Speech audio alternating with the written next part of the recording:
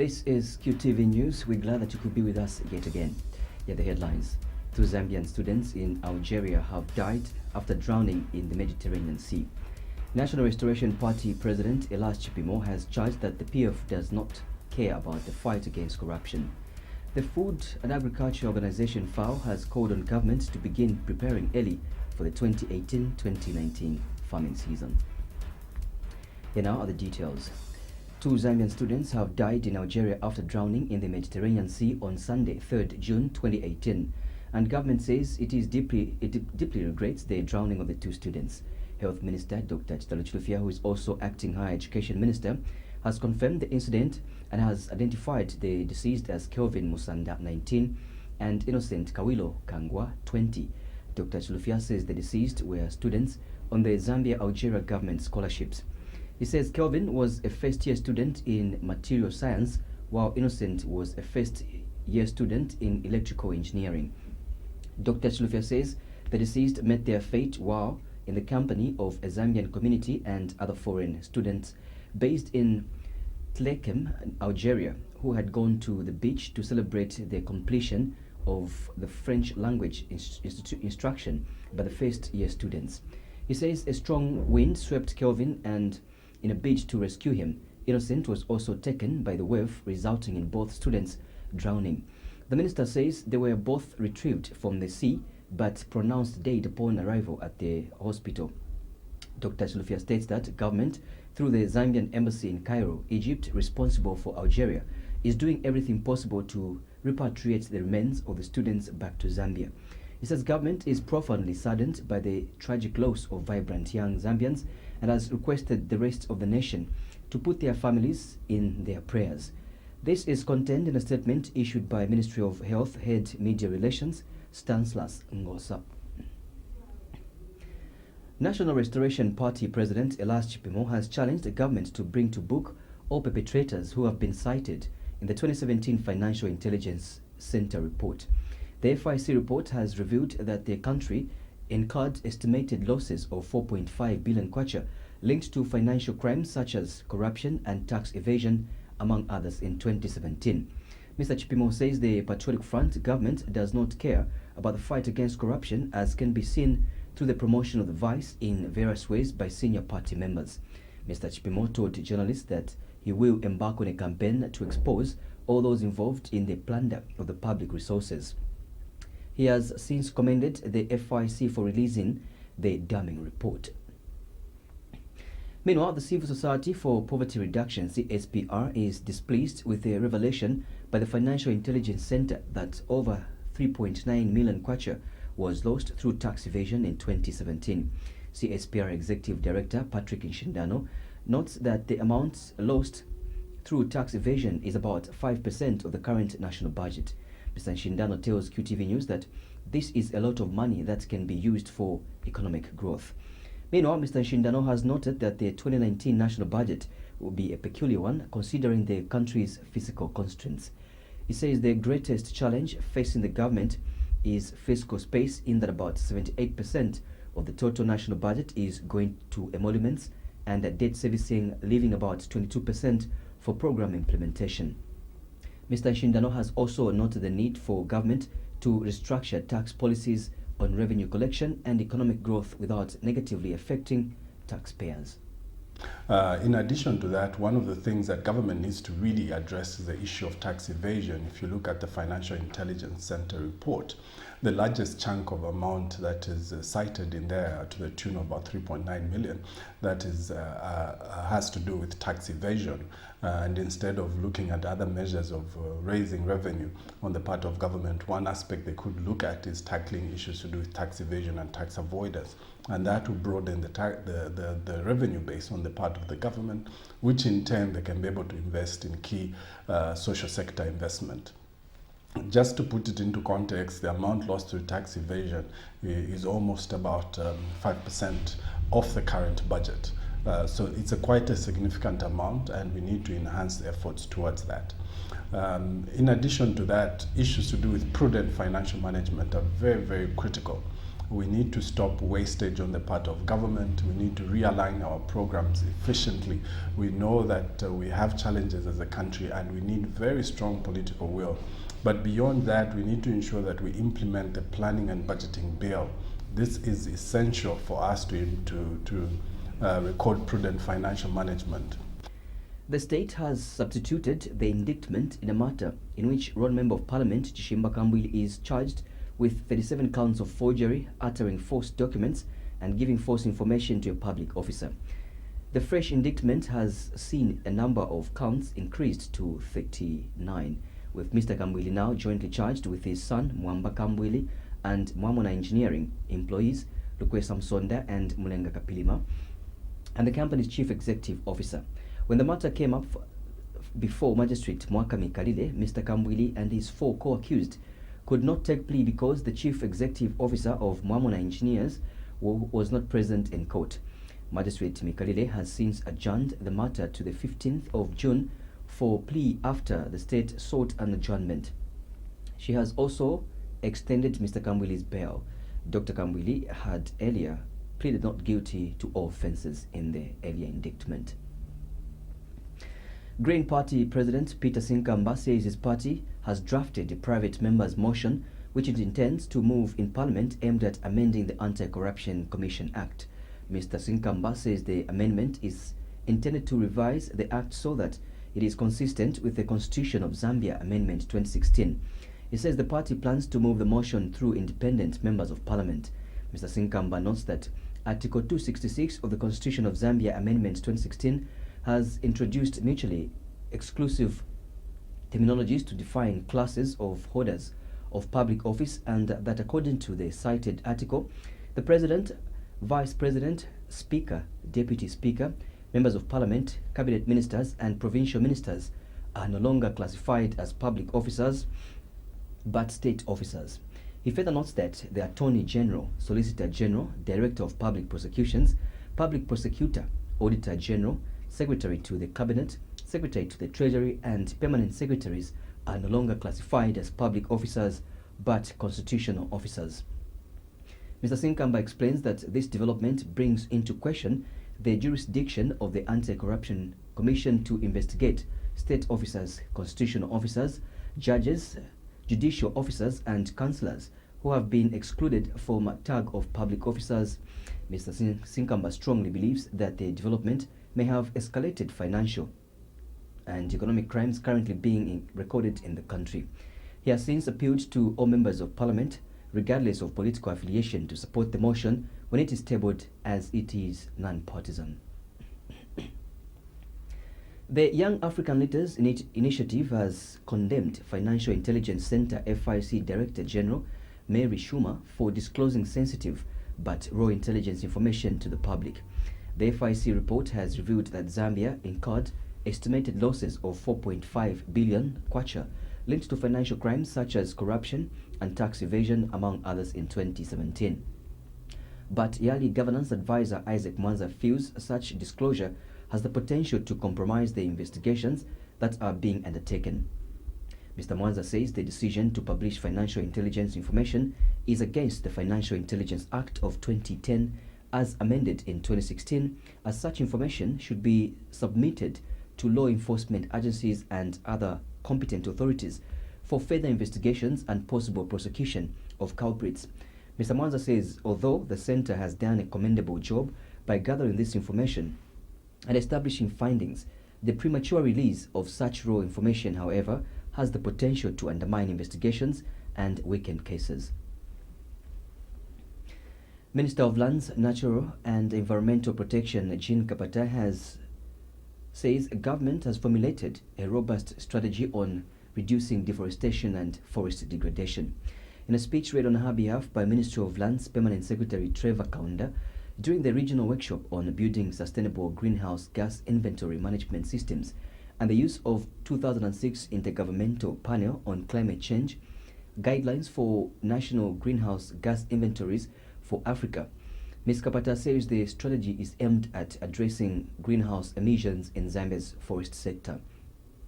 Ms. Kapata says government will continue putting in place policies strategies and plans to address the challenge of climate change.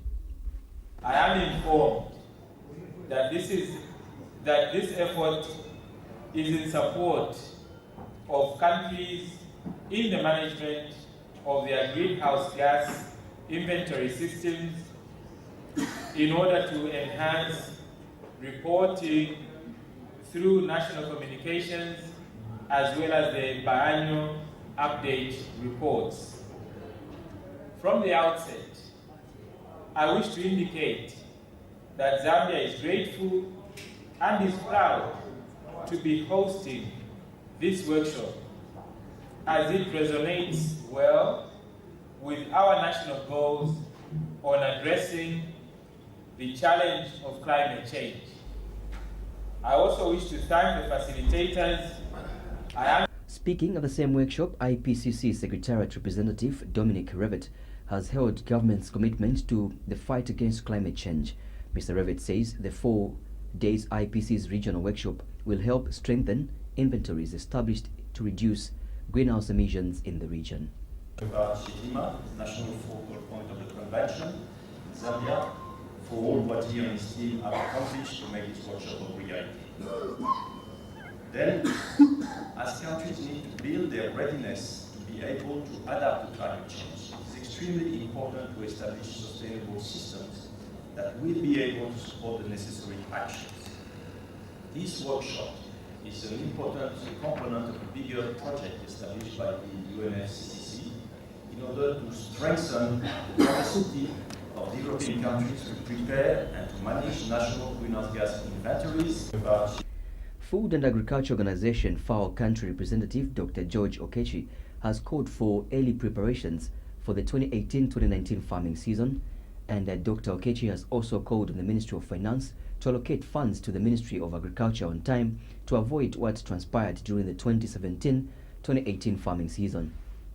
Dr. Okechi has told Q News that it is only when the Ministry of Agriculture is funded on time that it will be able to distribute the farming inputs to farmers on time. He has noted that one of the challenges which most farmers faced during the previous farming season was the late delivery of farming inputs by government, something he believes will be a thing of the past if farming inputs will be distributed on time during the forthcoming season. We really need to start early, and we are urging the Ministry of Finance to ensure that they release the money early enough so that the Ministry of Agriculture can ensure that farmers get their inputs on time. So the system that they are using, which was developed by FAO actually, is very efficient and it works very well. So the only issue was that we still need to do a lot of training with the agro dealers so that they can really be able to know how best to use this system. But the reason why you are saying that there are so many challenges is because there are some farmers that could not get their inputs on time. So the idea is to start early and plan early, and we've already discussed this with the Ministry of Agriculture. We have had a review of the FICIP, and I think embracing this e-voucher system has made the FICIP quite effective. We really need to start. The Zambia Correctional Service has cautioned members of the public to be wary of individuals purporting to be its senior officers asking for money from prospective recruits in order to be recruited. The Zambia Correctional Service recently placed a recruitment advert in the print media. Head of Public Relations Margaret Nawa says it has come to the attention of the service that some members of the public purporting to be officers in the rank and file of the Zambia Correctional Service are requesting for money from prospective recruits in exchange for a place in the upcoming recruitment exercise. Ms. Nawa says some people were even asked to deposit money into an Airtel Money account and MTN Money account. She says the Zambia Correctional Service is a professional institution. As such, the recruitment process is also conducted in a professional manner. She adds that there is no payment required to be made for an individual to apply for recruitment in the Zambia Correctional Service, stating applications for recruitment is absolutely free. Ms. Nawa has since encouraged members of the public to report any person requesting for money in exchange for a place in the upcoming recruitment exercise. Governance, Elections, Advocacy and Research Services GEARS Initiative Executive Director Mark Donald Chipenzi has expressed concern at the use of public resources by some ministers during the campaigns for the Chilanga parliamentary by-election slated for June 5th, 2018. Mr. Chipenzi says the act of abusing government resources by some ministers to campaign in Chilanga by-election at the expense of discharging their duties does not only amount to abuse of public office but also electoral malpractice. Mr. Chipenzi has since urged the Electoral Commission of Zambia, ECZ, to take action against such acts in line with the Electoral Code of Conduct. Meanwhile, Mr. Chipenzi says the disbursement of the Presidential Empowerment Fund should be suspended in areas where by-elections are pending, such as Lusaka, where there is a pending mayoral by-election. He says the disbursement of the fund in areas where by-elections are being held is tantamount to electoral malpractice. I think I've heard also where one, in the name of Mr. Tembo, in charge of the Presidential Empowerment Fund, saying now the Presidential Empowerment Fund has shifted from other provinces to Lusaka. I think it is important that we raise the red flag, an electoral red flag, that empowerment exercise should not be brought into Lusaka because we have mayoral elections. It will be blackmail, it will be vote buying, and it will be an electoral malpractice for Mr. Tembo and President Lungu to allow the Presidential Empowerment Fund to be discharged in Lusaka at the time when people will be campaigning for the mayoral elections. So I think those issues must be taught or must be reflected to say that the PF Presidential Empowerment Fund cannot be administered in Lusaka at this point in time. Let them wait until the mayoral elections are over, then they can go and visit the markets and wherever they want to send that money.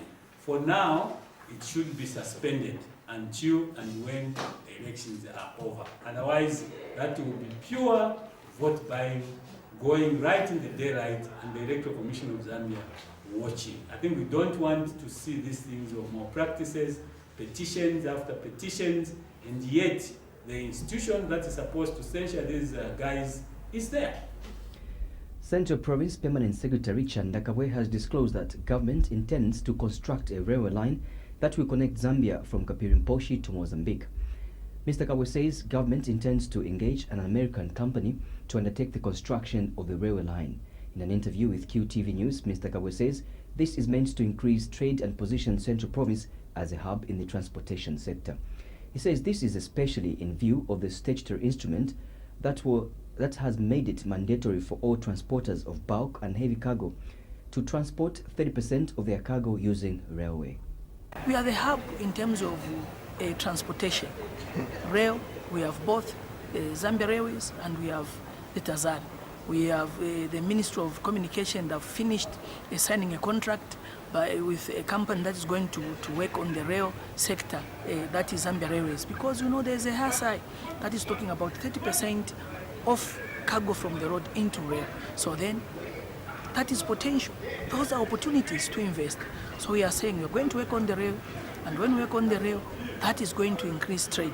There's another rail that government is constructing between Serenge and Eastern Province. Again, China State will be on the ground to work on that rail. We have another company from America that wants to put up a rail line from Kapiri into Mozambique.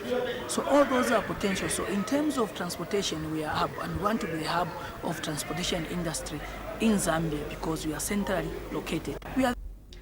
National Empowerment Forum, NEF Executive Director Edgar Siakachoma has called on Minister of Health, Dr. Chitalu Chilufya, to inform the nation how far the construction of the 650 health posts countrywide has gone. Mr. Siakachoma has told Q News that it has come to his attention that the construction works on the remaining health posts have not resumed because the contractors engaged have not gone back to their sites. He says this is despite the minister's assurance early this year that the contractors will go back to their sites before June this year. Mr. Siakachoma says there is need, therefore, for the health minister to tell the nation whether the contractors who are constructing the remaining health posts across the country have gone back on site, just as he assured the nation before Parliament adjourned. He says it is unfair for people to, especially in the rural areas, who are still covering long distances in their quest to access medical services, hence the need for government to ensure the works on the remaining health posts are completed. We realize that up to now there is no work being undertaken on the remainder of the 650 health posts. We feel it's not fair for the rural Zambians who are looking forward to proper medical care. Apart from that, we want to remind the minister that before the last sitting of Parliament went on recess, he assured the members of Parliament, and through that the Zambians at large, that before the next sitting in June, contractors will be back on these sites to carry on and undertaking those works. But last week we went around a number of these sites, both within Lusaka and outside in other provinces. But we haven't seen any work being undertaken. So we want him to restate his position if it's true that these contractors will be back on sites before the next sitting. If anything has changed, let him tell the nation so that the nation is aware of what the next. That item concludes our news, but before I take a run, here is a recap of stories in the headlines.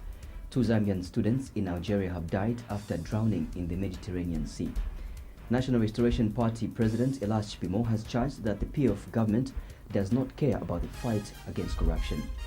The Food and Agriculture Organization, FAO, has called on government to begin preparations for the early farming season 2018-2019. Thank you so much for your time. Keep watching QTV. Pleasant viewing.